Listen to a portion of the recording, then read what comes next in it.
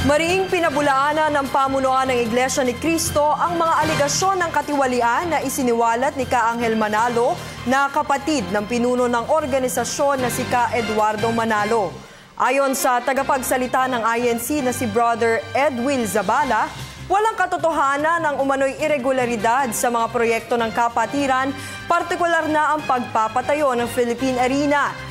Iginiit din ni Zabala na napupunta ang abuloy ng mga miyembro ng INC sa mga mahalagang gaya ng pagpapatayo ng mga kapilya, edukasyon ng mga nag-aaral ng pagkaministro at iba pang gawaing pagpapalaganap ng iglesia sa bansa at sa ibayong dagat. Kaugnay nito, tinukoy ni Zabala ang hayagang pagpaparatang ni Nakateni at Ka Angel Manalo bilang basehan ng kanilang pagkatiwalag sa iglesia.